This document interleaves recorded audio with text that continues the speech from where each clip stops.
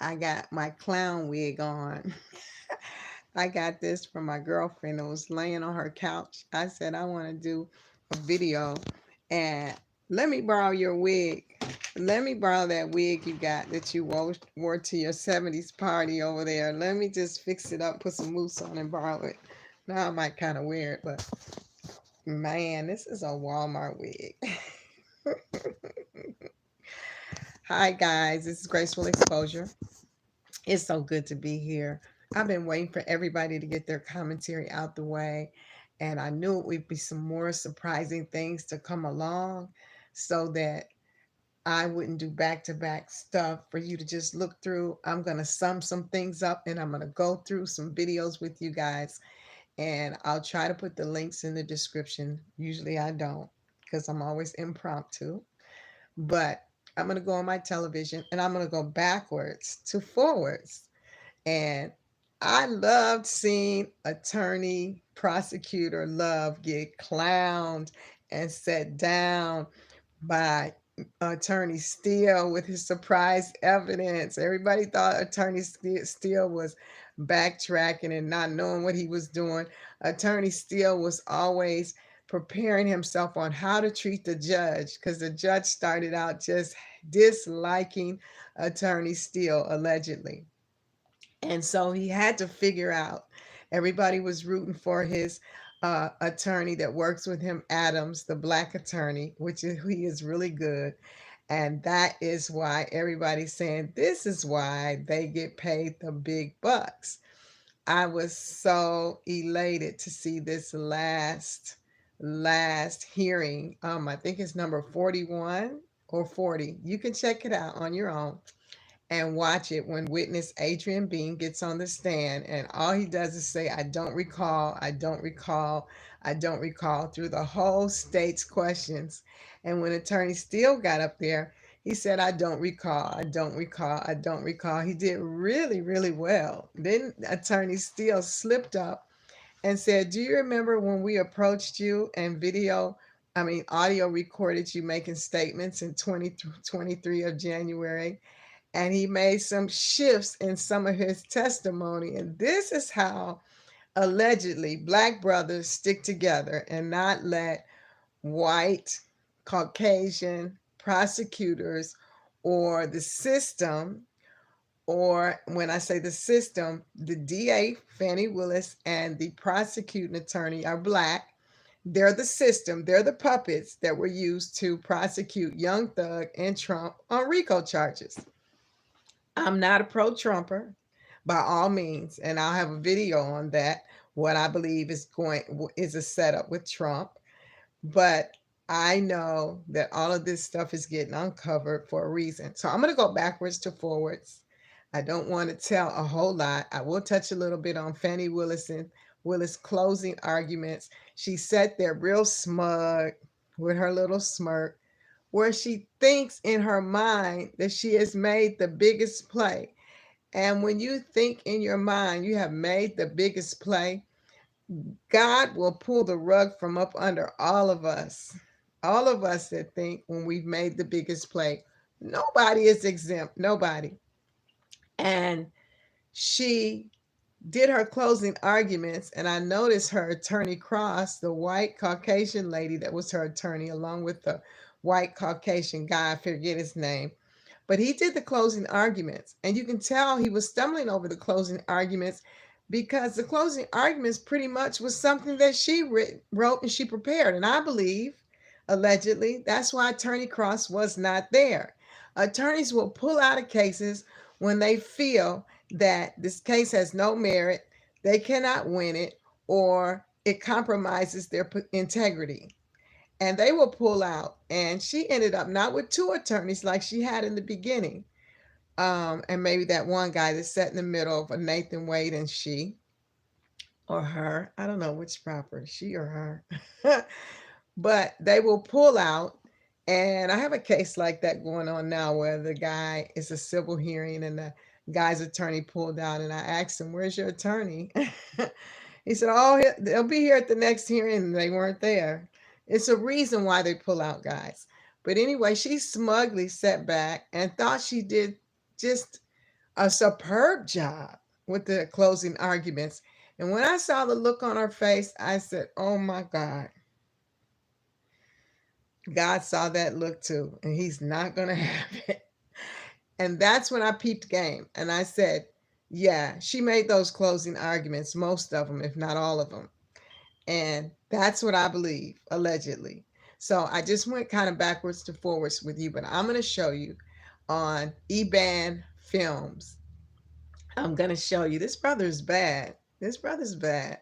And I like watching him. But I'm trying to get this commentary to you guys because this is how I gracefully expose the corruption that is being done in anything, anything that comes to my heart, that God puts on my heart, or that comes to my heart to do. Because we're not all perfect. Sometimes we do things because we're just doing something. So I try to not be very predictable on purpose.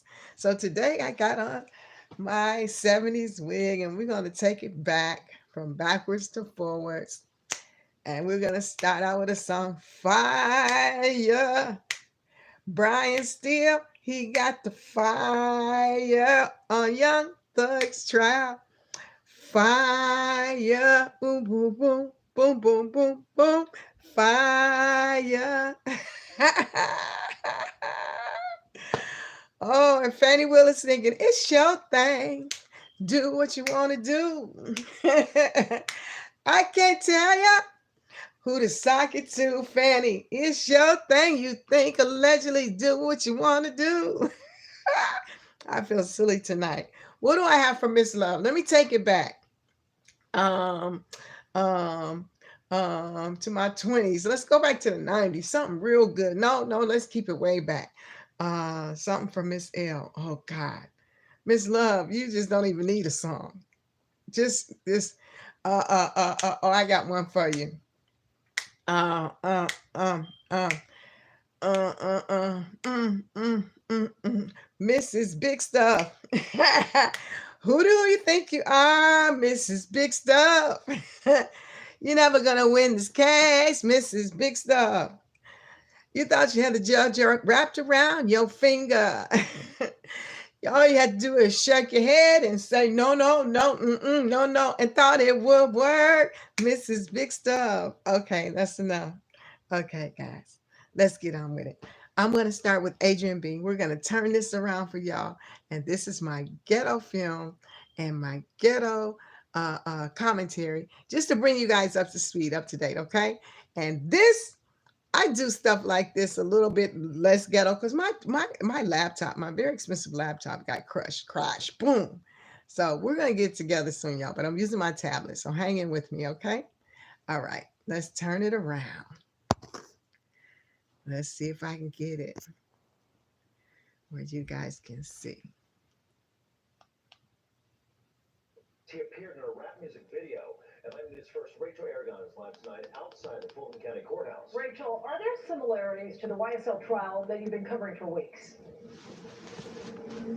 Yeah, it really depends on who you ask, but one thing is for sure, there are plenty of opinions on whether or not rap lyrics and rap videos should be allowed as evidence in trials. I have some legal advice. Don't confess to crimes on rap lyrics if you do not want them used. In the last year, there's been a lot of debate about the use of rap lyrics and videos as evidence in trials. For too long, artists have been unfairly targeted by prosecutors. In November, the judge overseeing rapper Young Thug's historic trial ruled some of the artist's lyrics will be conditionally admitted in court. Depending upon or subject to a foundation that is properly laid by the state. But will the Georgia State Supreme Court's decision to overturn a man's murder conviction over the use of a rap music video during trial have any influence on the YSL trial? This case is about his lyrics. Attorney Leah Abbasi, who's been following the YSL trial and stood before the judge for one of the motion hearings, says there are big differences between the Morgan Baker trial, which focused on what appears in a rap video, and the case against Young Thug, where the focus has been on his rap lyrics. Freed following a ruling from the state Supreme Court. The High Court made its decision after a middle Georgia trial where a man was sentenced partly because he appeared in a rap music video. Atlanta News First Rachel Aragon is live tonight outside the Fulton County Courthouse. Rachel, are there similarities to the YSL trial that you've been covering for weeks? Yeah, it really depends on who you ask, but one thing is for sure, there are plenty of opinions on whether or not rap lyrics and rap videos should be allowed as evidence in trials. I have some legal advice. Don't confess to crimes on rap lyrics if you do not want them used. In the last year, there's been a lot of debate about the use of rap lyrics and videos as evidence in trials. For too long, artists have been unfairly targeted by prosecutors. In November, the judge overseeing rapper Young Thug's historic trial ruled some of the artist's lyrics will be conditionally admitted in court. Depending upon or subject to a foundation that is properly laid by the state. But will the Georgia State Supreme Court's decision to overturn a man's murder conviction over the use of a rap music video during trial have any influence on the YSL trial? This case is about his lyrics. Attorney Leah Abbasi, who's been following the YSL trial and stood before the judge for one of the motion hearings, says there are big differences between the Morgan Baker trial, which focused on what appears in a rap video, and the case against Young Thug, where the focus has been on his rap lyrics. The state is trying to say that Young Thug's lyrics are autobiographical. They're talking about things that he has done. When the video issue in there was no even argument that Baker had any experience or any connections with what the lyrics were. The other big difference? The defendant in Baker, the case which was just decided, he didn't produce the video, he didn't write the lyrics, he really didn't have any control over what was in the video. Abbasi says the judge's ruling to allow some rap lyrics as evidence under certain conditions is key. And each time the parties do have to make the argument that, yes, they're actually relevant to what's going on, and the defense will object. It's not their job to show it's not relevant. The state has to show that it is relevant and that it's not more prejudicial than it is probative. Now, the attorneys for Jeffrey Williams, aka rapper Young Thug, just filing a motion this afternoon regarding that new Georgia Supreme Court ruling. The trial that could go well into next year is scheduled to resume mid next week. We're live in downtown Atlanta. Rachel Aragon, Atlanta News First.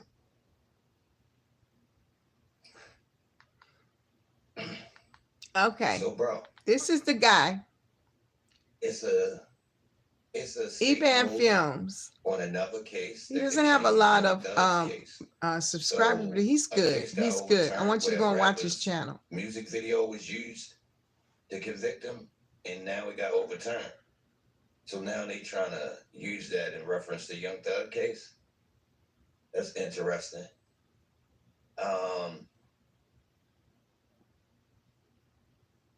That's interesting. Let me go to my history. And let me show you how Prosecutor Love took her L and Brian Steele turned it up. Now, as a short synopsis, Prosecutor Love, I keep saying L because she took her L.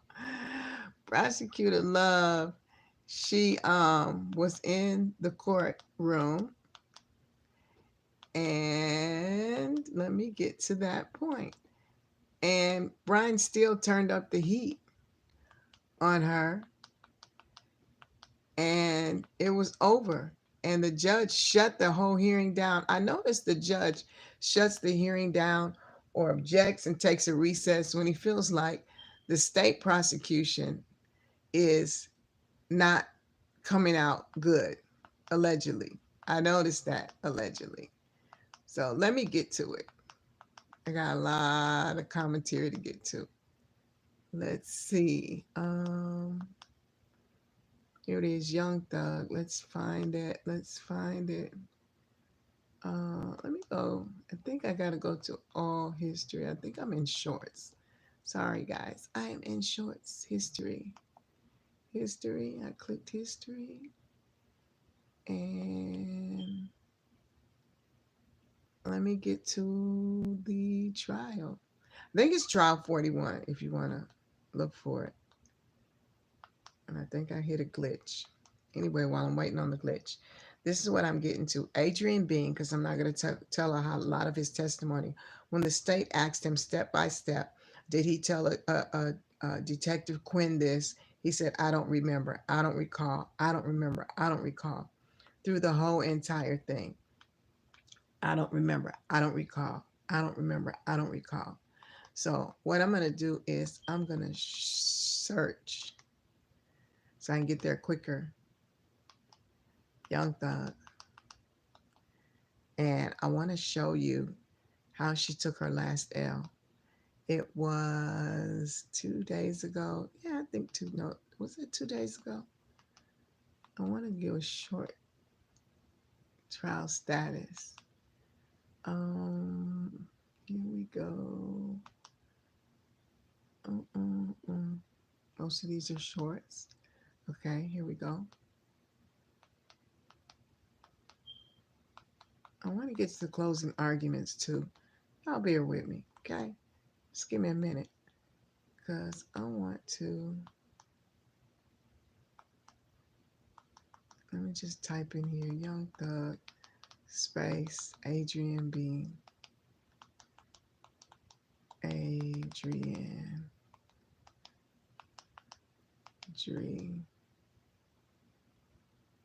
Oh, I got it. Didn't get my space in there. I'm so glad y'all just hanging in here with me. I do this because I enjoy it. I don't do it to try to make money. If it comes to starting to make money, that'd be great.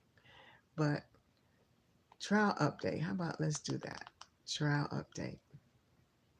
There we go. Trial update. Here it goes. Here's Adrian Bean.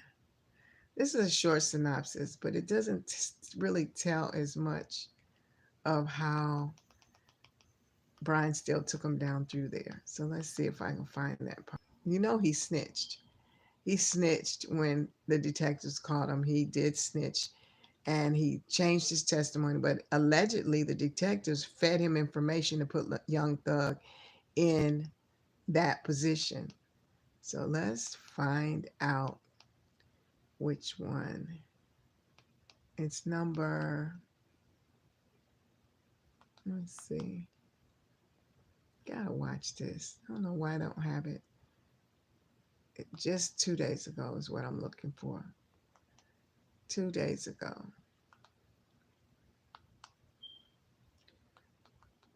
I guess I can go to trial 39, but maybe this will give it to me. 2 days ago. I don't want to go through all of it, guys. But here we go. I hope you guys are enjoying the commentary and the little cat that popped up. And I'm getting ready to skip it. And there we go. Now let me go forward. In the high-profile YSL trial, but he didn't seem to remember much when testifying. Atlanta News First, Rachel Aragon live at 5 after just getting out of the courtroom. Rachel, rapper Young Thug's attorney spent hours questioning him today. Now, Adrian Bean back on the stand today, and he testified he doesn't recall anything from 2013. We also know, though, at one point during today's court hearing, the judge stopping him, saying he has to answer the question. Earlier last week, he was also called to testify, and at that point, prosecutors really focusing in on an alleged 2013 robbery. Prosecutors claimed Young Thug, whose real name is Jeffrey Williams, played a role in the robbery. Well, state says Williams was able to get away. Defense attorneys claim Williams and his co-defendants are not responsible for any of the violent crimes the state has highlighted during this trial. Last week, Adrian Bean said long-term use of drugs has affected his memory. Well, today, Bean often said he did not remember when questioned by Williams' defense attorney. Why did you tell Detective Quinn that you typically use your cousin's name when getting arrested so you don't get arrested and they pull up your history?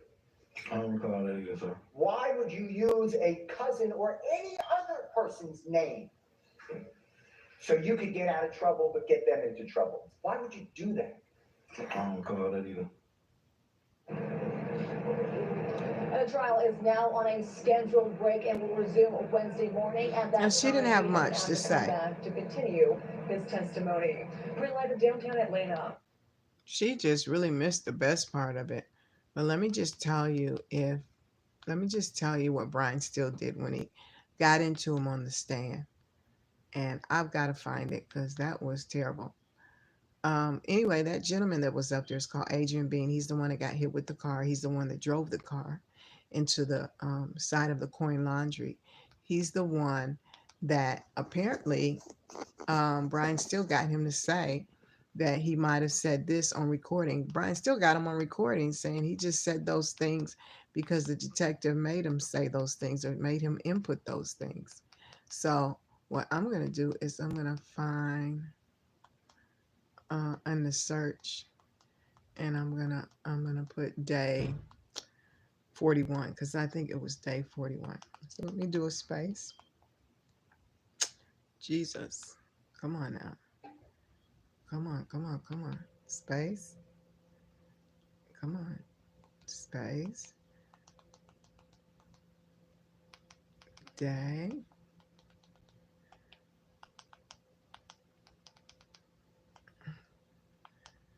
Space. That ain't day, that's A. Oh, I'm so glad y'all paying attention. Thank you for tuning in. I know it's just a couple of you. Just hold on, hang in there. Hang in there, don't leave me now. Day. If you didn't see this trial, I've been watching this trial since the first day. So I'm going to get it together and I'm going to go day by day for you guys. But in the meantime, let me find this last day before the recess for these days. I think it was day 41. 41. Search.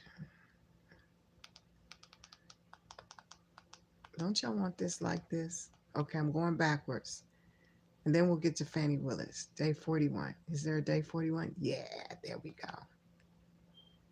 All right. One more time. Let me go back. This one seems. Here it is. Let's do this one. I like watching him. This is Cuff Boys. I like watching him. This is short and funny and succinct. So if it's not enough here, I'll give you more. But here he comes. Cuff Boys. Go to his channel. Come on, TV. I'm going back and forth so much it'll do that. So hang in there, y'all. Come on. I just pulled it up. Let me see. Look at the devil. He don't want me to show y'all this. There it is. Day 41. Let's try one more time. Okay, just hang in there with me. Let me just give you a little scenario while we're waiting. A little scenario. I started off letting y'all know this is how I am clowning Fani Willis and Miss Attorney Prosecutor Love. Let me say something about Attorney Prosecutor Love while we're waiting. She sits on that chair and she shakes her head and gives the judge motions. And when he denies what she says, she'll get up there and talk and just like a man. Listen to a woman wear him out and get her way. She was just getting her way and he was overturning stuff. He said, nope, I'm going to allow. And then the next day he said, okay, I'm not going to allow.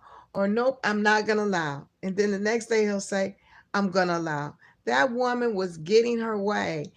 I believe that the judge finally started seeing that she was manipulating him somewhat. And this last day of the trial, when he found that Adrian Bean had all this information in him and that all this testimony was taken from the detective, Attorney Steele, Brian Steele, got up there and read all the stuff that he confessed to, pleaded guilty to, showed that he had a guilty Alford plea, showed that he was snitching and received time, showed that the time he received, he was out on the streets and was supposed to have been doing time for those years. He didn't understand that. Showed that he got released in 2017, but he had a bomb that he dropped on this last day. He dropped a bomb that in 2023 of January, he found Adrian Bean in front of his house. Guys, listen to this. In front of his house, and Adrian Bean said, "Let's go to Kroger and I'll tell you what happened."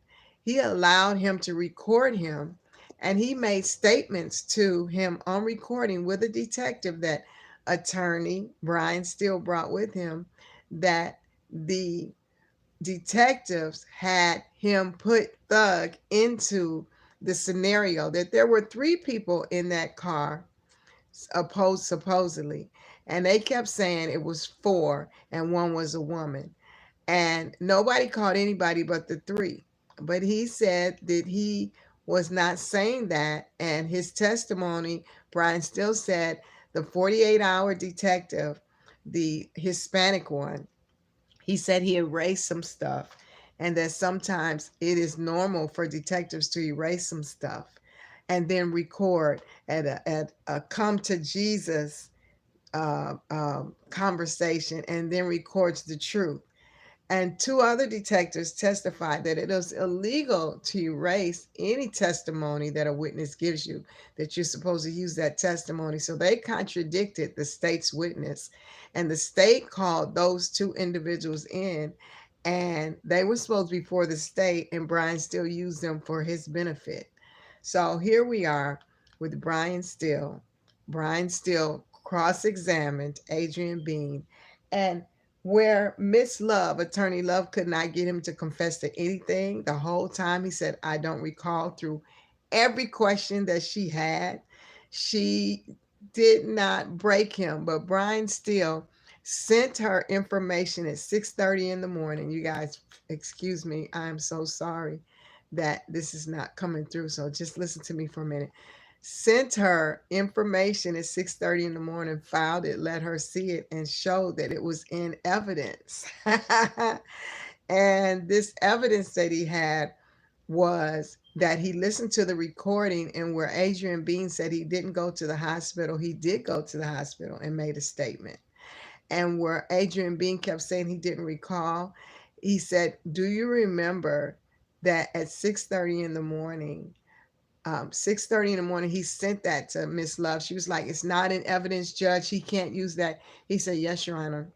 I sent it to her 6:30 this morning. It's in evidence. I do have it here." The judge knew that he had it there and said, "I'm going to overrule it, Miss Love." And he overruled her twice, and she could not handle it. She could not stand it with her spoiled self. The judge was setting her up to make her think, allegedly, my opinion, that he's on her side, she can get what she wants, and she was believing that. But when Attorney Steele came with the fire, with the heat, then Attorney Steele got him to confess some of the stuff that he remembered. He said, "Yeah, I guess I could say, you could say that.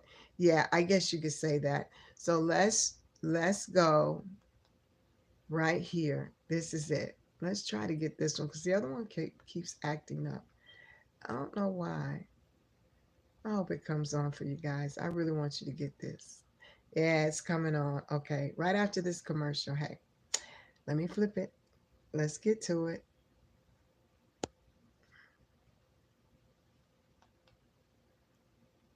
Let's get to it. Come on. 1, 2, 3. There we go. And I got to fast forward it for you guys, because I want to get to the point that I was making. You guys don't know, I've been watching this trial from the beginning. I think it is unfair that they're trying to use rap lyrics, and District Attorney, she's set up to do this. And she's set up to do this because she used to talk to the gangbanger, the gang leader, Donovan Thomas. He got shot and killed many years ago. She promised his family, allegedly, that she would get those that did it. And here she is. She was messing with him just like she was messing with Nathan Wade. But this guy is pretty good. Nick Starrow, he's talking about the cases Attorney Steele is talking about the cases that he pled guilty to. Let me show you this. Okay, here we go. I want you to hear this. Because there were two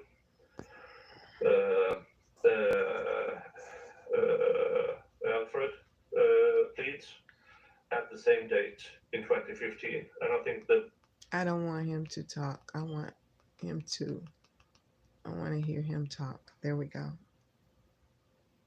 Mr. Williams, number 200, self-authenticating certified copy of the indictment from the Honorable Clerk of Court, Fulton County. Indictment number 11, SC 102083 for purposes of impeachment. Any objections, Rob? All right, it's admitted and maybe inquired upon as you see fit. Mr. Kokomo, thank you so much. All right, this is Mr. Williams on the screen. It's also in front of you, sir. This is indictment number 11, SC 102083. You see that in the center top part of this page? That's what the paper says, sir. And you see it's State of Georgia versus a gentleman, Mr. Frederick Prethrow, counts 1, 3, 4, 5. You see that? That's what the paper says, sir. Then William Herman Green with an E at the end. You see that? That's what the paper says, sir. Also, Shadwana, if I mispronounce, I apologize. Shajuana Bean. That's what the paper says, sir. That's what the paper says. And that's count 1, 3, and 4, right? That's what the paper say. And who is, if anyone, in relation to you, that person? Objection, Your Honor. Relevant. I stay the question, remember. Objection. All right, and then your name. I think the judge did wrong here. Because That's not the purpose. Let's go on to the judge talking. I mean, attorney still talking. Yes, sir. Possession of marijuana with intent to distribute, possession of cocaine with intent to distribute. That's what the paper says, sir. During commission of a felony, possession of firearm during commission of a felony, again, possession of firearm by a convicted felon, possession of firearm by a convicted felon, again, count 7, obstruction of a law enforcement officer, misdemeanor, possession of firearm by a convicted felon. You see that? Yes, sir. And then you see, if you go to keep going to the right part of that page, it's written at an angle. You see that it says that upon the motion of the assistant district attorney, the within indictment is ordered placed on the dead docket. This is interesting here. Person is relieved of liability in this case. This is the 25th day of July, 2011. You see the judge signature, and that says as only to you. You see that? That's what the paper says. Okay. And then on the next page,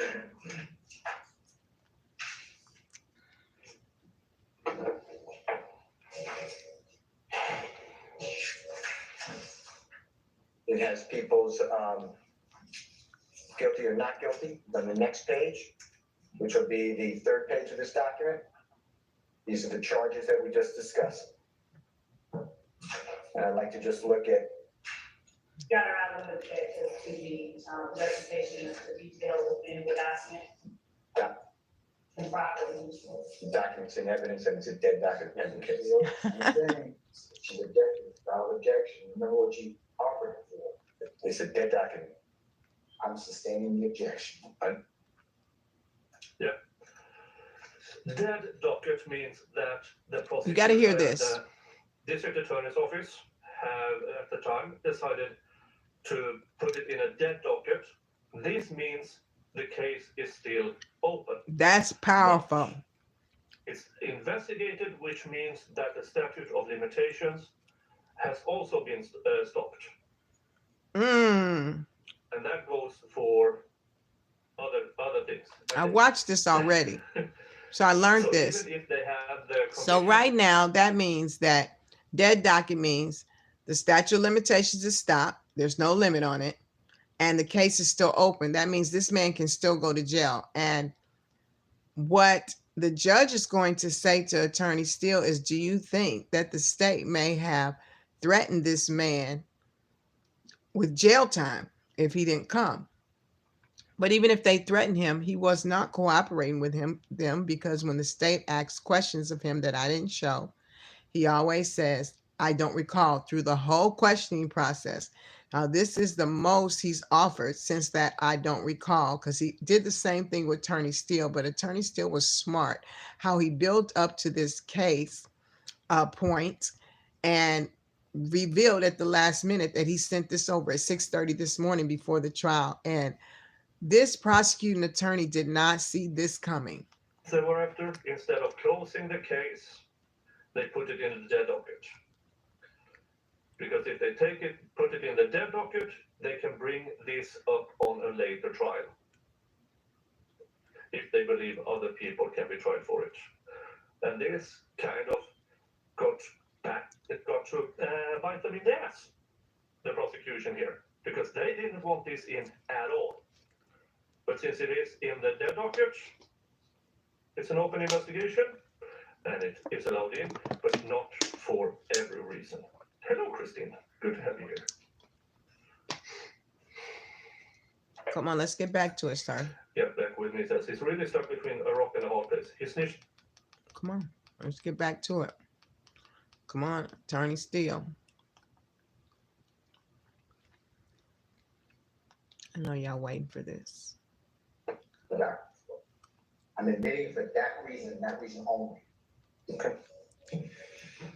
Oh, we missed that. Let me let you hear that. But I wouldn't be in Atlanta, maybe. They're working for the city of Atlanta, maybe. But yeah, he's there. Understood. Then turn to page, please, where it says. This is all for you guys to catch up on Young Thug's trial. If you haven't watched it from the beginning.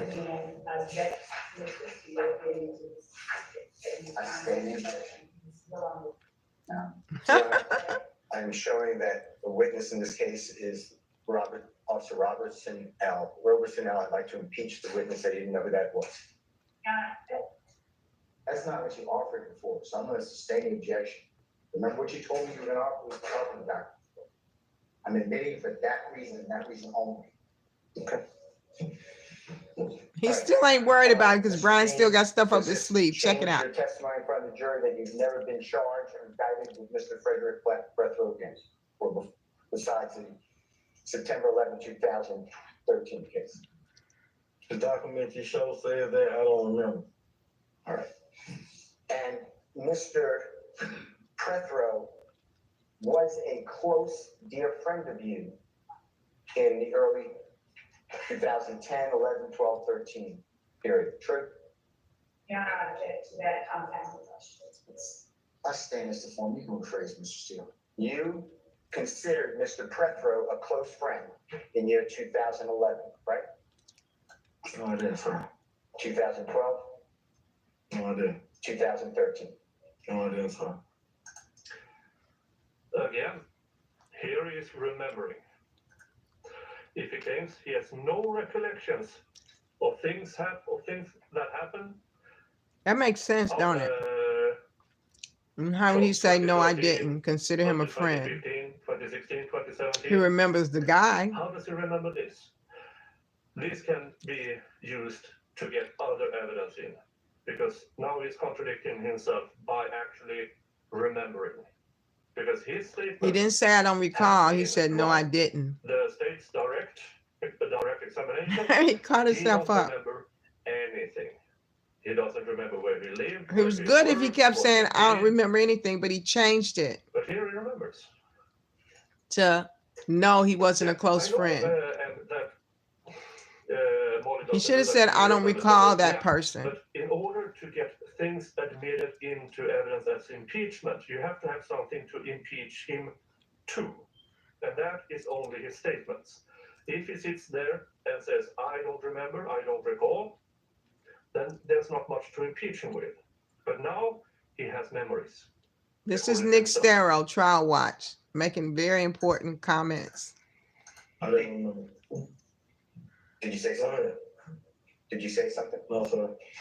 Did you remember telling, and didn't you tell, Detective Quinn on September 17, 2013, that Fred Prethro was like a brother to you?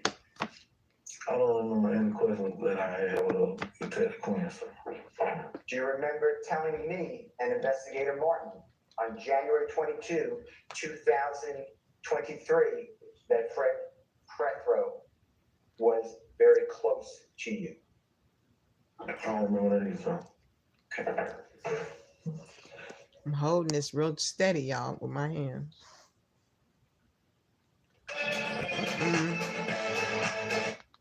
No, I don't want to hear that.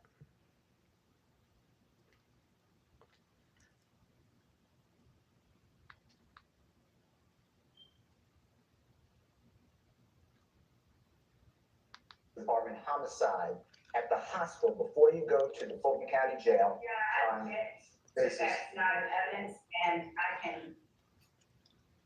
really object to that. I had to stop it right here. This is where she's getting the air taken out of her behind that she's wearing these little tight skirts lately with. She objected and said it's not in evidence. This is where Brian Steele drops the bomb. Now watch this. This is asking a witness about something that isn't in evidence and will not. She thinks it's not in evidence. Case no speaking, objection. His statement, Your Honor. Yeah.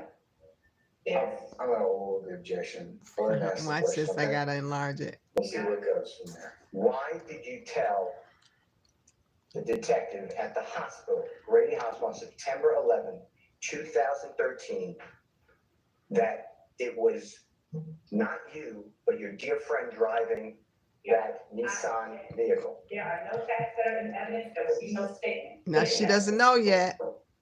Okay. So I object to facts not in Did evidence. he make the statement, Mr. Steele? Yes. Mr. Steele does not have any such.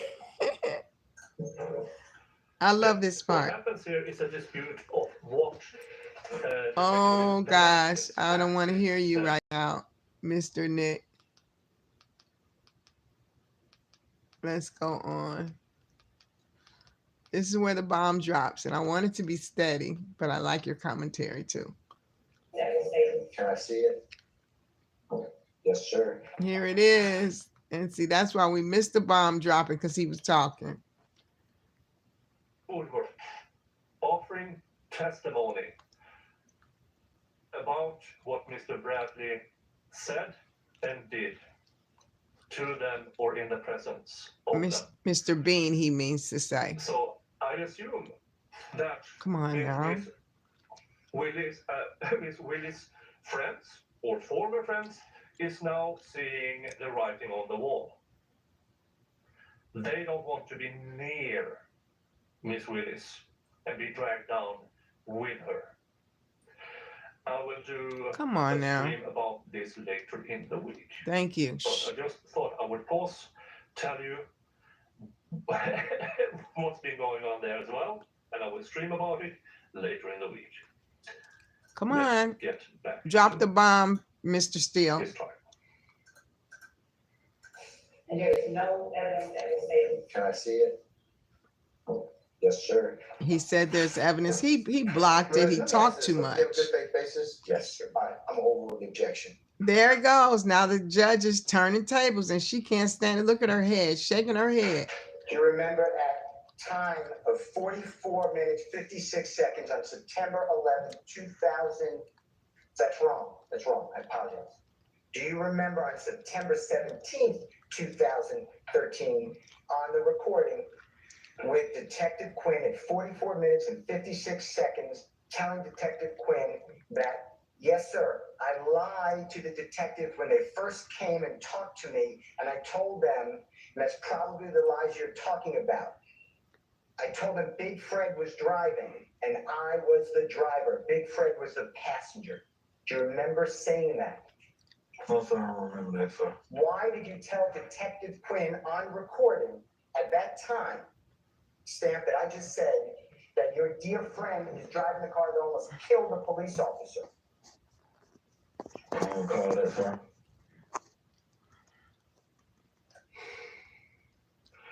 This is all about.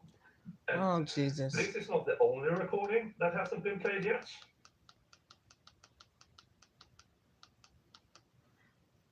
I'm sorry, y'all. It's just an interruption that doesn't need to be done. That's not evidence. There's, Your Honor. I sustain the objection. Why don't you lay a little more foundation, sir? She found out what he blocked out, Prosecuted. that he sent the information and put it in evidence at 6:30 this morning before he came in. You pled guilty about driving the, you pled guilty under Alford for driving the vehicle, almost striking the police officers. We discussed that in 157. Sorry, I could have got y'all a better one that went straight through. Yeah, that's what I agree. You understand the answer for the record, okay? Yeah, I'm right. You ready? I think some on paper, but I don't know. Okay.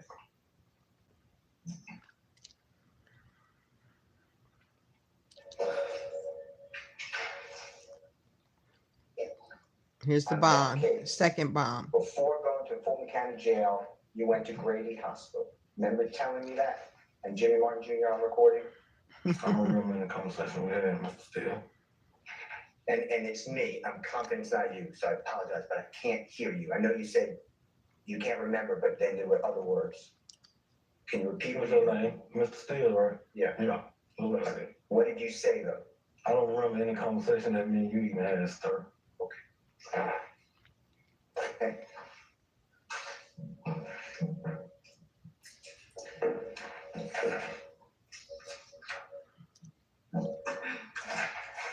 Do you remember on Sunday,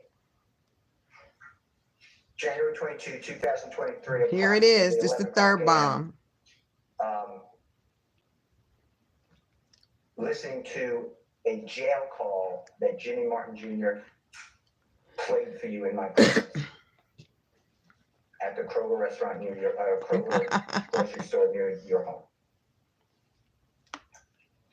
Yes. Oh, Mr. God. Steele. Attorney Steele.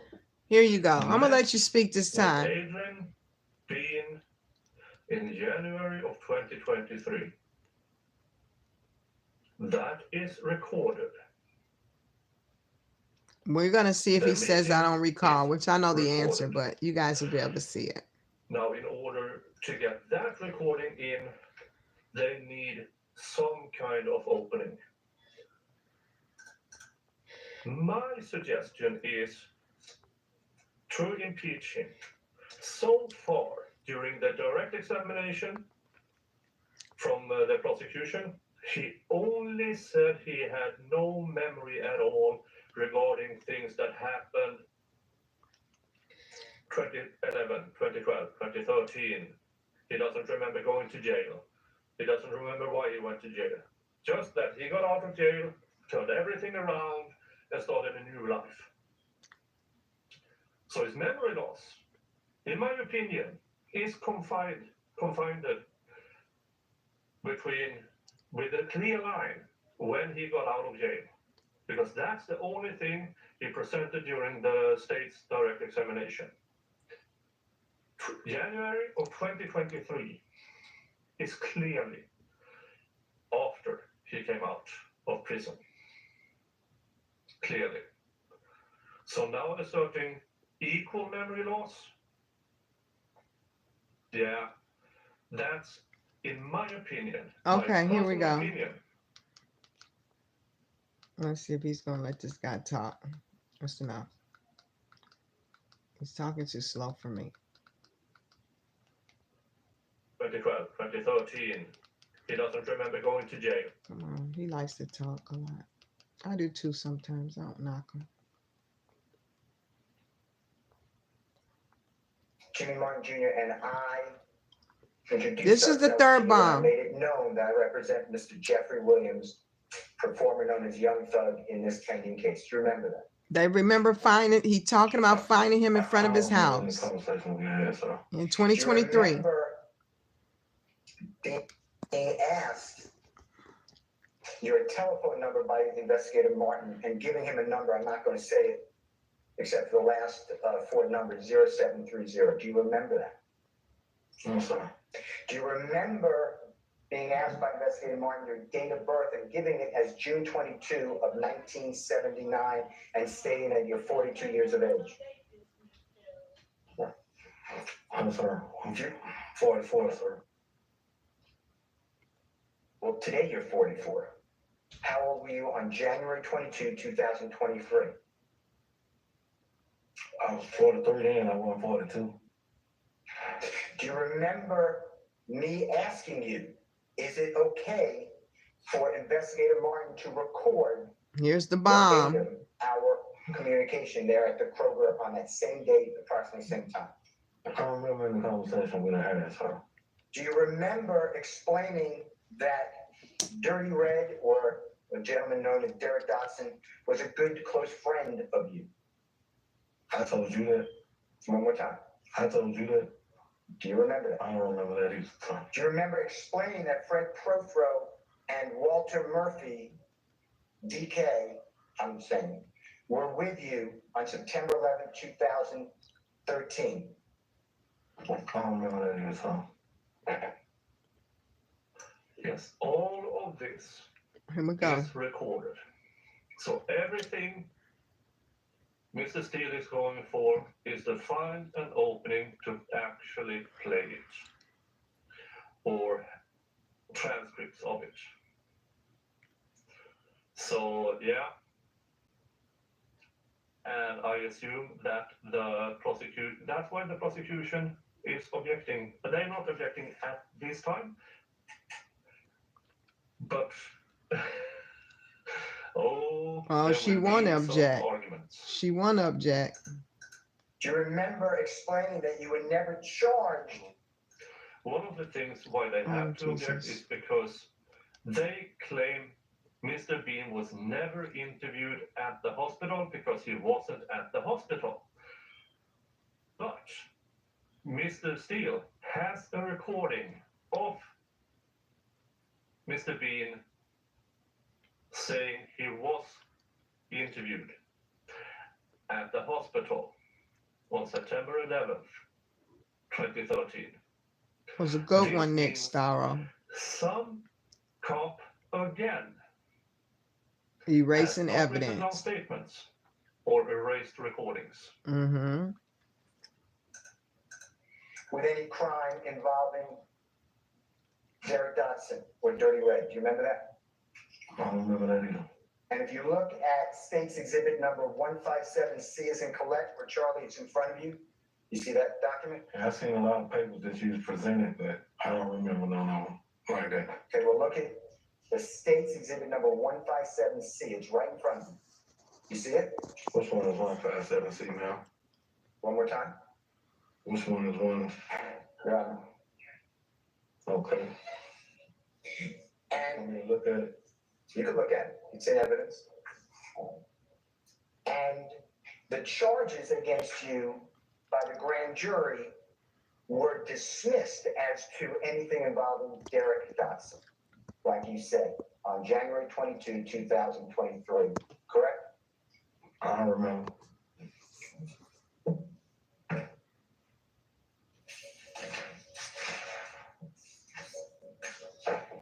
Do you remember explaining, when talking about that entire incident involving Derek Dodson, Fred Prothro, Walter Murphy, driving, careening into the side of the laundromat, that Jeffrey Williams, or Young Thug, Wasn't there. was not involved in any way?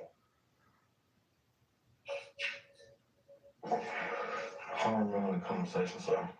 Do you remember then explaining that they, meaning the detectives, tried to force Jeffrey Williams or Young Thug into it?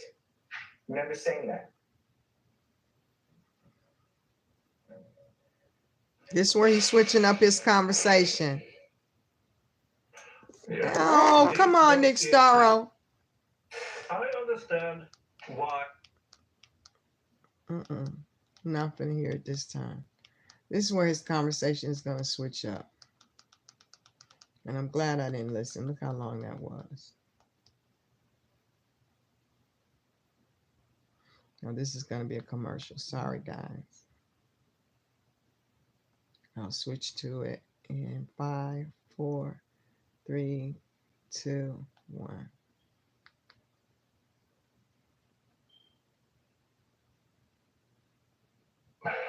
Be impartial in this. Yes, Trey. His name is Adrian Bean. His name is Mr. Bean. No relations to Come the on. British Mr. Bean.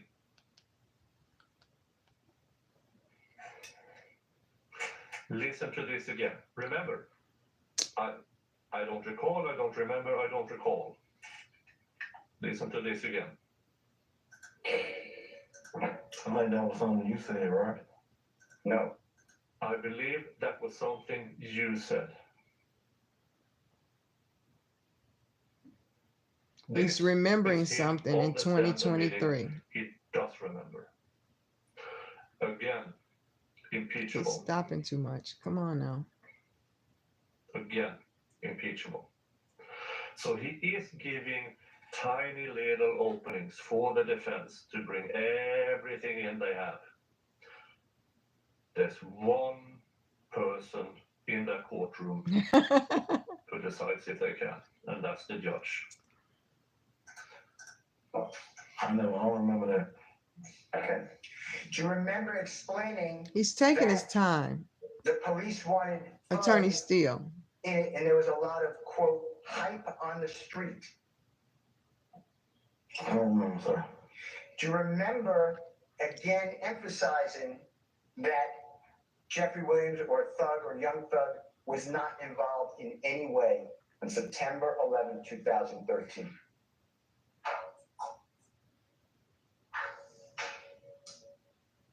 Don't stop, Mr. Nick. I don't remember the conversation, sir.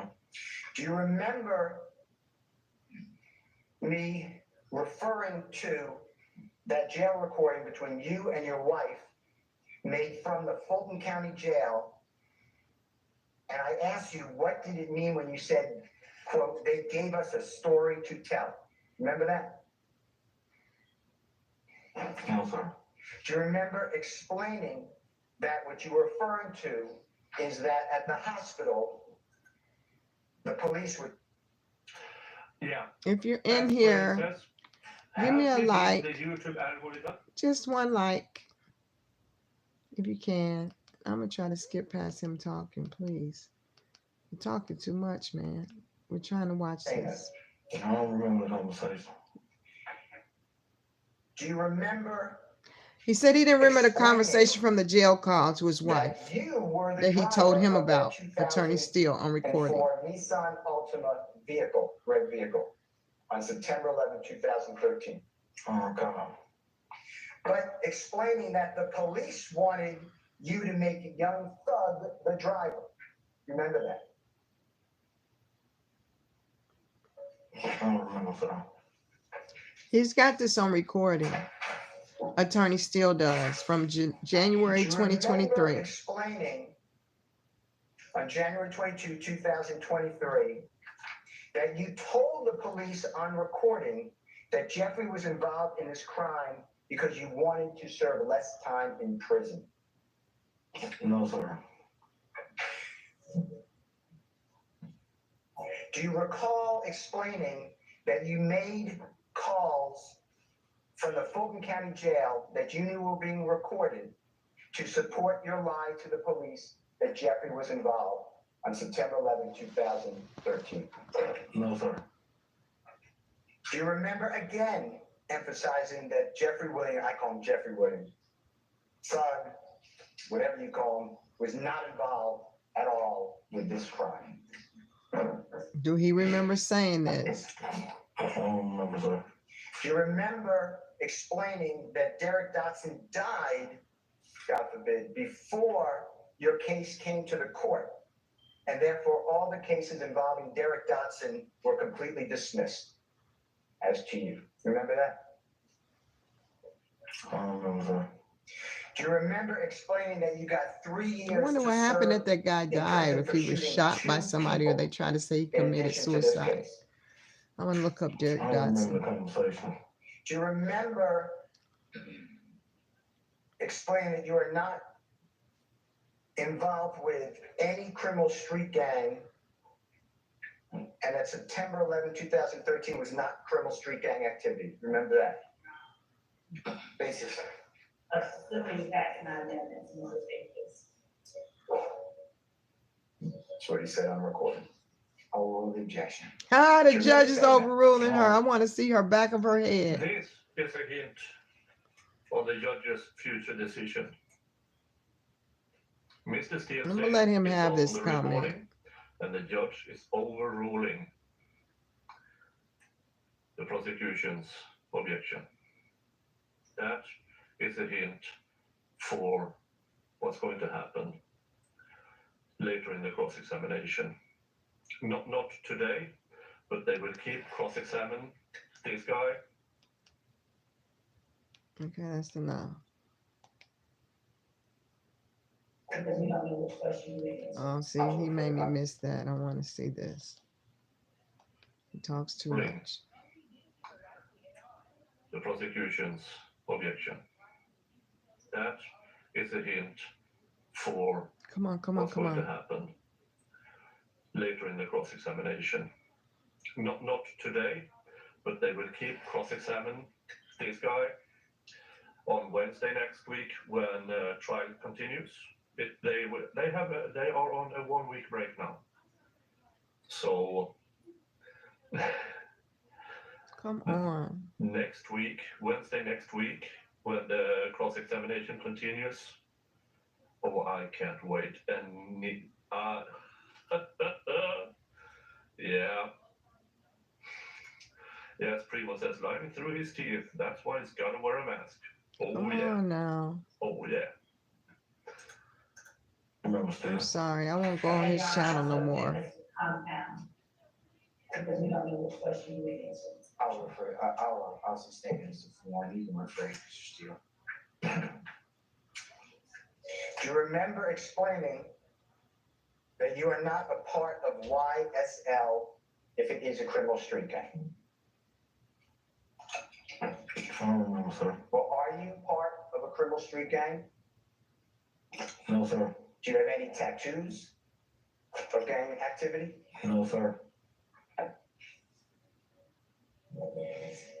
Do you remember explaining that you only know Thug, That's him trying to beat the Rico part. Jeffrey, through radio and seen him in the neighborhood? Yes, sir.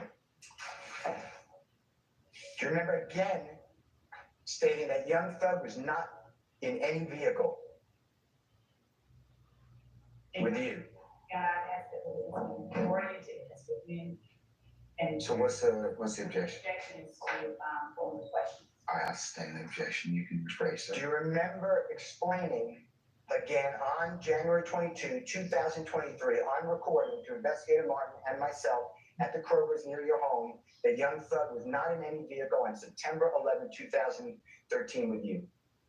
I may have. I don't remember the conversation. Uh-oh, he said I may Do you have. remember That's different. explaining that Young Thug, who I call Jeffrey Williams, never directed you to commit any criminal activity? I don't remember. Do you remember explaining that on the street, everybody wants to go against the man? They want to go against Young Thug. He's got the money. Remember saying that?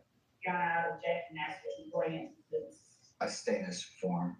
Do you remember on Sunday, approximately 11 to 11:22, at Kroger's near your home, stating on recording to Investigator Martin and me that the street everybody wants to go against the man, Young Thug. He's got money. Remember that? I may have said that. One more time. I may have said something like that. Do you remember? And there it is. This he remembers, which clearly means he remembers being there, talking to them, watching recordings, watching everything. There it is. An admittance that he actually remembers this meeting and what they talked about. That's the actual opening. I would be amazed if the ruling is anything other than the recording Mr. Steele and his investigator has of this. This have to be played in court. It has to.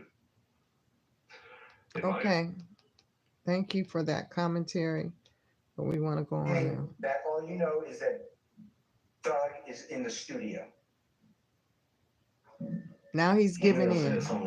He may have said something like that. Do you also remember giving your opinion that Derek Dotson killed himself?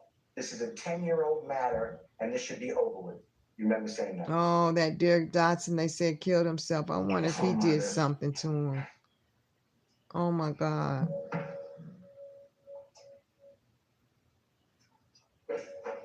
Oh, my God. When you were prosecuted, is he the devil in disguise? State's Exhibit number 157C is in Colette with Charlie. When that case was if you're here, give me a like. Thank you. You received what's called a sharing of information or discovery, you and your lawyer, from the state of Georgia. Do you remember that? Never received one, sir. Okay. Do you know what? That he remembers. All of a sudden. Now he never received one. Mr. Steele is instead of saying, I'm gonna let him talk. The prosecution failed miserably to get anywhere with this witness. They sure did. More or less 2 full days of direct examination. And all he said was he didn't remember. Mr. Steele about Mr. Steele walked this down. An hour and a half. He walked this down. To get him to start patient. That he actually remembers. And that is why Mr. Steele. I mean, it's a masterclass in cross-examination. He is good. And speaking of good, hit that damn like button. Yeah, I don't curse, but hit it. It's free. You know that, I know that. Okay. And I may not deserve it, but just hit it anyway. Your lawyer received one. Objection, speculation. If you know, I'll rule the objection. I never seen a discovery. I cannot hear you. I never seen or heard a discovery. Have you ever seen any of the memorandum? My hands are holding this for y'all. Of your meeting with the detective at the hospital on September 11, 2013. Drop the bomb number 4. You'll come on. Now the There's judge. over 140 of you here and only 45 left. The judge Jesus stopped Christ, everything because he realized the state is losing. The state is losing, and she's struggling. She's trying to object, saying it's not in evidence. Come on now, you're talking too much. It's not in evidence, and he's called them up, and this is when he stopped the trial and put them on a recess for over a week. Hold on.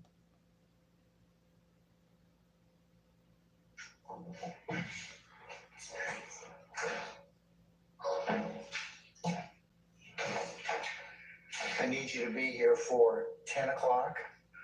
Yep, he stopped everything right here. Wednesday, March the 13th. All the way to March the 13th. 10 o'clock, Wednesday, March the 13th. You good with that? Okay. As I mentioned earlier, okay. You can hear him talking. He's shutting it down. She was losing so miserably that he shut it down. He shut it down. Yeah.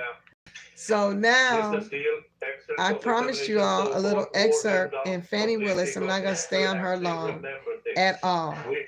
But for all you Young Thug fans and all of you that are fans of democracy, doing the right thing and being just, I'm a fan of being just. It doesn't matter who did it. They have a court of law where each side has to prove.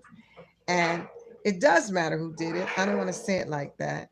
But to take this and use it for political propaganda, All right, ladies and or gentlemen, jury, to let me go take ahead this take up and a try couple of to things with you, okay? convict You know, someone that was not responsible for having a criminal drug enterprise and some kind of thing where he could get people to do this, that, and the other, and he was busy making money and changing his life.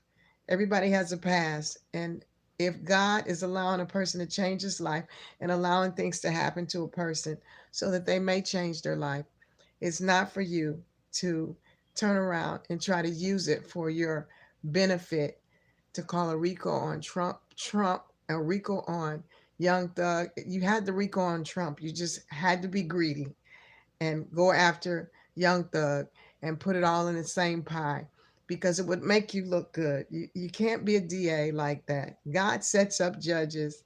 He sets people in position. And I'm going to show you in my next video, not in this one, how God sets people in position for a reason. These judges, why you think you're smug and you're trying to outslick something, whether you're a prosecutor or whether you are a convicted felon or whether you are whoever trying to get out of something. It depends on what God has in mind for you, and where you're at, how the outcome is going to be. And you see through both of these that Fani Willis has brought these cases, both RICO cases. She got greedy, she got the big head, and she got in her own self and determined that she's going to make a career out of this.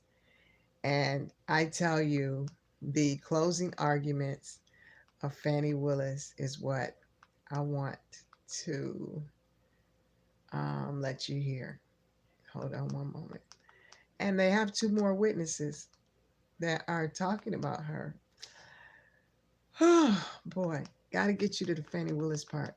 So give me a chance. Give me a minute. And I think you already probably hit the like button. I can't tell if you hit it or not. But while I'm pulling it up, give me a chance to show you exactly how Fani Willis did in her closing arguments and how you can tell that she created her own closing arguments. And you can tell, allegedly, that Ms. Cross probably quit because of that and because it was unethical and that she didn't want to be a part of it anymore. And she already overrode her and spoke over her and got on the stand and spoke.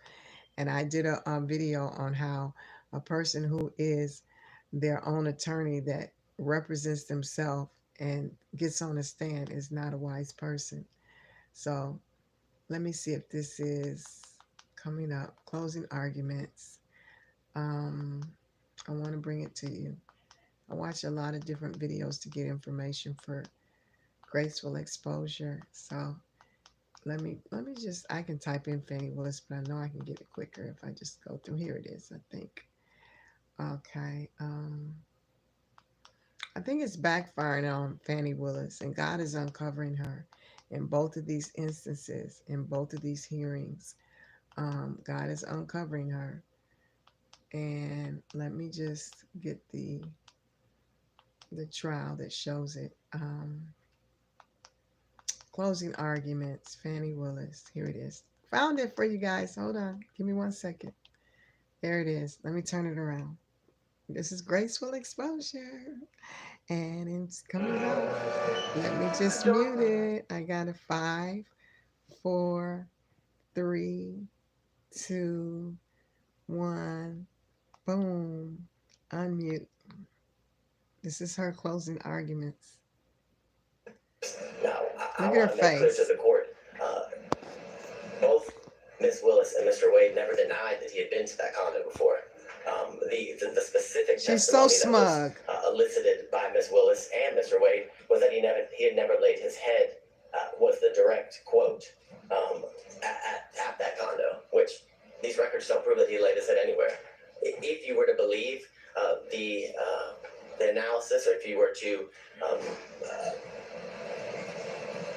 give credence to what the non-expert says as it relates to Mr. Wade's handset in September and November for the 3 to 4 hours that the phone is alleged to have remained.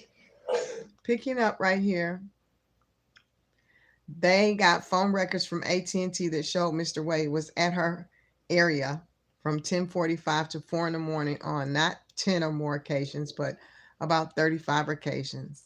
But they can't prove that he wasn't visiting somebody else. But we know what it is, y'all. We know what it is. So just catching you up to speed on that. And he's doing closing arguments for Fani Willis, and the other prosecuting attorney, no, the other defense attorney has not showed up. It was a Caucasian lady named Miss Cross. She's not there today. And I allegedly think, if you read my notes, she's not there because Miss Willis wrote this. She did all the work and wanted her to stand behind it. And she probably refused to be her puppet. And this guy had to step in and read over, and he fumbled. And that's how come I think he read over what Fani Willis put together. And I can see her smiling smugly as if, yes, it's working. But it's not going to work. I've already predicted that she's going to lose her license, that she's going to lose this job. She's going to lose both. I've already predicted That that. doesn't disprove anything that was testified by both Mr. Wade and District Attorney Willis. It was that he visited there. The specific hours of their visits was not something that was pursued during the questioning of both of the parties. So what I would also submit to the court is that if you look at the days as it relates to in September and November, the use, the type of information that is used to make the plots for the longitude and latitude of the handset is data records. It's not voice records. It's not SMS or text messages. It's data records. And it is not uncommon for an expert to testify as it relates specifically to AT&T records that actual data record is unreliable as it relates to the location of the handset due to the type of information that it is, that it's data. It's not the voice and the SMS, which I know, Your Honor, as has been referenced, was a prosecutor not only here in this county, but for the federal government, where this kind of information is commonly used. So in the comments that were made by the court, it was clear that you understood and understand the use of cell phone records as it relates to put somebody in an area, and again, not in a specific location. I'd also bring to the court's attention, as it relates to the validity of the affidavit and the analysis done by the expert that was hired by Mr. Sadow, is that not once does it reference the fact that AT&T records commonly have duplicate and triplicate entries within the call detail records. That is something that is commonly seen, and that is something that is seen in these records. And that is something that leads to the incorrect number of times that has been alleged that Ms. Willis and Mr. Wade were in communication through text and voicemail. And I'd also submit to the court that that number doesn't prove anything again, doesn't prove that anybody's in a relationship. It proves that they were in communication with each other. And I think Your Honor can use your own life experience as it relates to people you work with or friends that you're close with, and the number of times that you make calls to any of those people.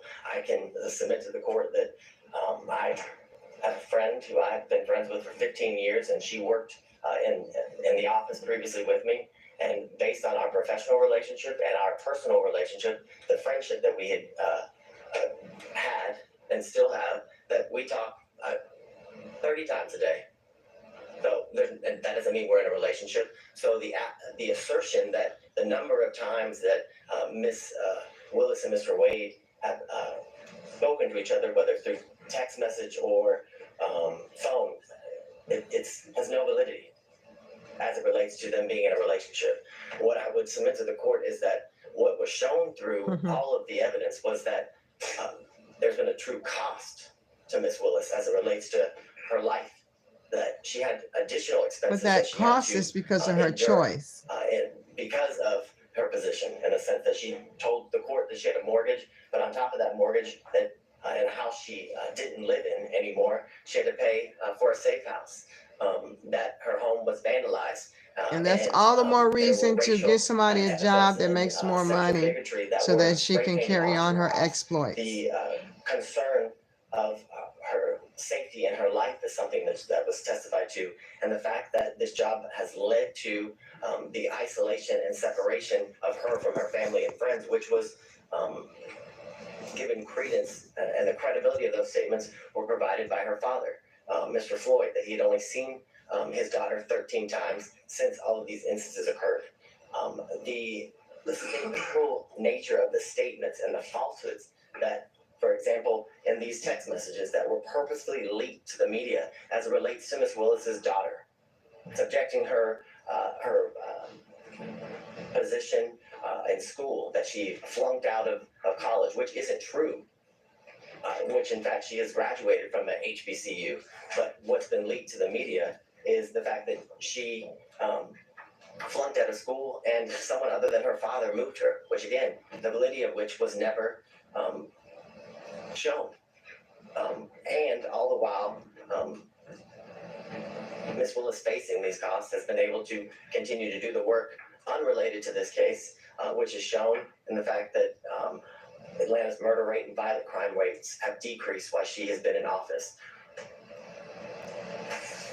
But what was shown through the testimony of all of the witnesses and through the evidence that Your Honor heard was that there wasn't an actual conflict, that the defense failed to provide any sort of actual conflict in relation to Miss Wade's, I guess, the relationship that transpired from the relationship between her and Mr. Wade, and that there was absolutely no evidence of a financial benefit that she gained as it relates to the prosecution of this case and the ultimate outcome of the case. The corroboration of all of that is the things that Your Honor is very much aware that she could have, I guess, financially benefited from stretching out the case, for lack of better words, by the special grand jury recommended that 39 individuals be indicted. But through her sifting through the special grand jury's report and all of the evidence with the team that indicted the case, they only went with 19 of the defendants, which had she gone with all 39, they're based on the defense counsel's assertions, would have given her the opportunity to certainly find these financial gains that are claimed through the allegations of defense counsel. More importantly, why would Ms. Willis repeatedly ask this court to set a trial date as soon as possible if her motive in prosecuting this case was to continue to financially gain, as alleged, from the prosecution of this case? It doesn't line up, it doesn't make sense, and it doesn't make sense for a reason, because it doesn't exist. More importantly, this office has multiple RICO and as well as large-scale cases like this one and much larger, and also there's a lot of high-profile prosecutions. If Miss Willis's ultimate goal by hiring Mr. Wade was for her financial benefit, then she would put Mr. Wade on every single one of those cases. Though she could certainly revel in the riches and lavish lifestyle that has been referred to by defense counsel, which there's been absolutely no evidence of. The evidence was she stayed at a DoubleTree in Napa, a DoubleTree. I don't know that to be a lavish hotel. Most people, when they go to Napa, if they want to lavishly experience Napa, stay at the Ritz-Carlton, the Four Seasons, things of that nature, not a DoubleTree. So the allegations and assertions that Miss Willis was living the lifestyle of the rich and the famous is a joke, an absolute joke. As it relates to what you heard, and the secondary issue is the forensic misconduct, and for lack of better words, what it has to be shown is that the statements that were made by Miss Willis related to the prosecution of the case and ultimately the guilt or innocence of the defendants. And we have none of those statements. There's been no evidence. Nothing has been provided to Your Honor as it relates to Miss Willis's specific statements made about any of the defendants. I really want to get to her face and how smug she looks. where you I would forget which see defense counsel referenced the fact that she said she had a 95% conviction rate. Well, that what Ms. she Willis's job is put to this closing instill confidence together.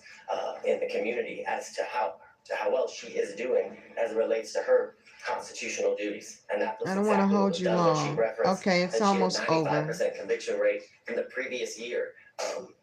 That she was serving as a district attorney. More importantly, it's been the allegations about race and religion being imputed in her speech, and that those comments were directed at the defendants at this table. And if you listen to the speech, those comments are directed at two elected or political officials. I believe it was Marjorie Taylor Greene and Miss Bridget Thorne, who is a member of the Fulton County Board of Commissioners here. She specifically used their names. I don't know that they, and my knowledge is they're not supposed to be sitting at the table, and I haven't seen them in my work as it relates to this case, Your Honor. So those allegations that Miss Willis committed forensic misconduct are, again, there's no validity to them. There's no evidence of them as it relates to any of those comments, which this is an issue that Judge McBurney has previously ruled on when these same allegations were. So I want you guys to check this channel out, Fox 5 Atlanta, made by Miss Willis, to watch and it this. involved These are statement arguments, that, closing arguments to keep the words Miss fake Willis from electors were said by Ms. being Willis, and he found there was disqualified to be on the absolutely Trump no case, conduct that was impermissible and as it also relates to will forensic get misconduct. to eventually disbarring her. So if she's lied on the witness stand concerning her relationship and the time she started it, she will lose her job. Even the appearance I guess to of something drive home the wrong can point, cause her to lose her at no job. point She's in made an any of the oath statements that were made, to her and office that were as a DA, that are and alleged, she here as really it relates to allegedly speech, has that violated she that made, oath, and they're at trying the to keep church. from it being proven, At no point did she and have mention made the the guilt dates and got together or innocence allegedly of any of the and defendants. She put the again dates was together merely to responding where it would look as comments if made after by Marjorie he Taylor got Greene the and Bridget job Thorne that they to began a the political relationship, not officials, before. therefore making her comments not even close in the It's realm crazy. of You any have sort to of watch forensic this. misconduct. But I want to get to this point where she's being shown looking really Simultaneously, but smug. turning it over to the state. Oh, please let me get to this point. I want to see her in the She said this audience. case was So he made some good closing arguments, and supposedly. because of all those reasons, Your Honor, A lot of we people think it respectfully might have request deny defense overturned counsel's the judge's motion, decision. to disqualify the elected district attorney, Ms. Fani Willis. Let's look at her face. Oh, she's leaving now. Thank you, Mr. White.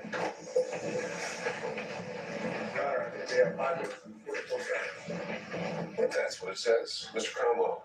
Okay. Oh, okay, here you go. Understood. Just in closing, there's some excerpts in there where you can see her face, and you can see where she was smug and listening to her closing arguments that she created. I believe allegedly she created them, and I believe allegedly that's why Miss Cross got off the case, and I believe allegedly that their relationship began way before, and they interviewed the attorney that worked on the divorce of Nathan Wade, and he actually called the prosecuting attorneys. He actually called one of the ladies, Miss Merchant, and was sharing information with her, but he was vaguely sharing it so that it could be, he was like a lawyer sharing the information, and she ate it up.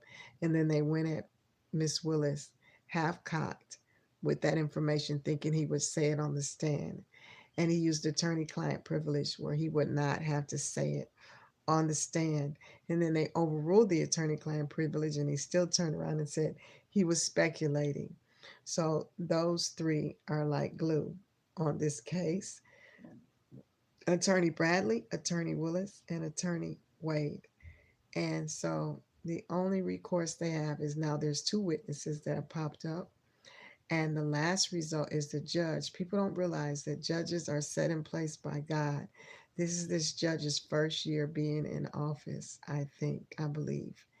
And this judge is going to make an example out of Miss Willis because it's on his watch. And she is going to, like I predict, not as a hater, eventually lose her license. Maybe she'll have an opportunity to get it back, but she will be taken off of this case first. And secondly, she'll eventually be disbarred. I don't know if it'll be a temporary disbarment. I just know that it's because of her arrogance, because she hasn't humbled herself, because she hasn't admitted her wrong. Um, the Bible says if you confess your faults, then He's faithful and just enough to cleanse you of your faults and all unrighteousness. Any sin you commit, just immediately, if it comes to your mind, say, Lord, forgive me that. I have things that come to my mind that happened years ago, and I'll cover them in the blood and say, forgive me of that.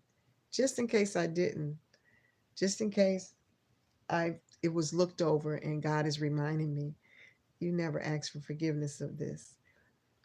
You don't have to be in the public to repent, but humility is something that is not from the mouth. Humility is something that people can feel from you. Humility is something, humbleness is something that people can detect from you, not from your words, because anybody can say words, but it's very hard for your words to match your demeanor in humility. Humility is an action, it's something that is entrenched in us.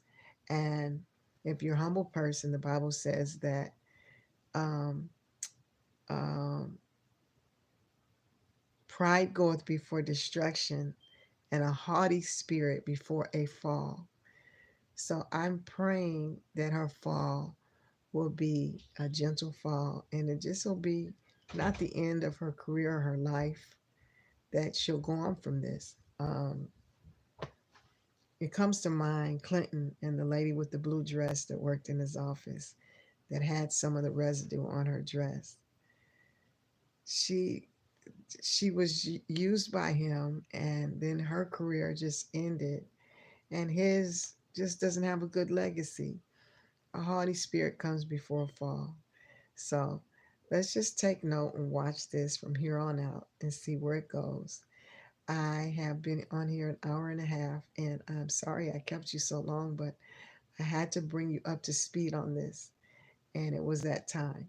So this is Graceful Exposure. If you're in the comments, share a comment, like the channel, subscribe to my channel if you so will, because I don't get on ... to make money. I get on as I feel led. And when I feel led to finally do it and have time to do it, because I have such things going on in my own life that I'm believing God to move in, that takes my attention, and things that I'm renewing and changing and building in my life. So I'm not on here all the time. It's not a job to me. So I do this by the grace of God to um, sometimes inform, sometimes to help, sometimes to heal, sometimes to give people opportunities to see what's going on in our world. And it started last year with TD Jakes and Diddy, and it's still continuing. God is exposing. It's still the time and the season for exposure on all levels. So we have to be really careful that we ask God to cover our steps with His grace and His mercy. Without those two things, we're nothing. And surely His goodness and mercy shall follow us all the days of our life as we are a part of the house of God forever. Dwell in the church. The church is the body. And I'm not talking about the building, I'm talking about the body. So if you have areas in your life, like myself, that you need to get cleansed, I pray this prayer in Jesus' name, that you'll just go before Him and ask Him step by step to lead you and guide you into all truth. All right? All right. Thank you so much. This is Graceful Exposure. Peace out. Bye. Have a good night. Thank you for tuning in.